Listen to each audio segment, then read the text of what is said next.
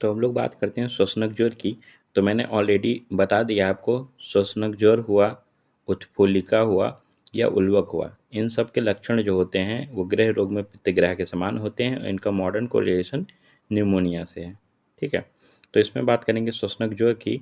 तो देखिए, श्वसनक ज्वर का जो उल्लेख है वो माधव निदान के परिशिष्ट भाग में उपलब्ध है। ठीक है, इसमें जो पीड़ित होता है, पीड़ित रोगी, उसमें लाच्छा रस सदृश रक्त मिश्रित कफ अधिकांशता स्ठीवन करता है। मतलब जो थूकता है उसमें लाच्छा रस के समान रक्त मिला हुआ और अधिकांशतः उसमें कफ होता है।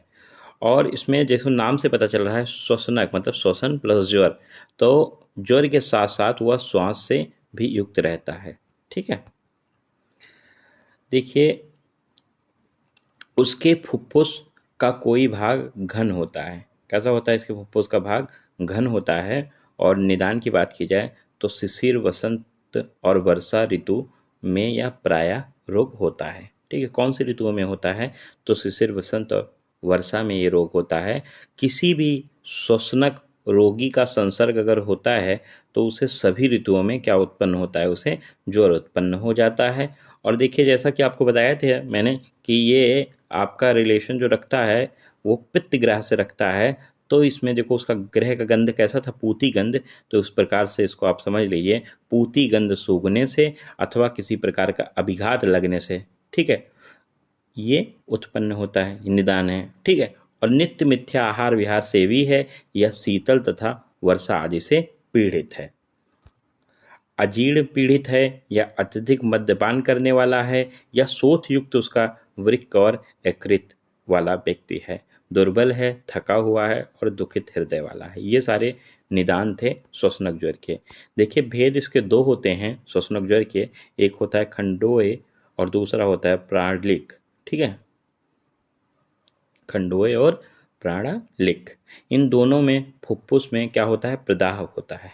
ठीक है, पूर्व रूप की बात की जाए तो इसमें श्वसनक ज्वर में पूर्वावस्था में पार्श्वों में पीड़ा, श्वास, अवसाद, खांसी और कंप जैसे लक्षण पूर्व रूप के देखने को मिलते हैं।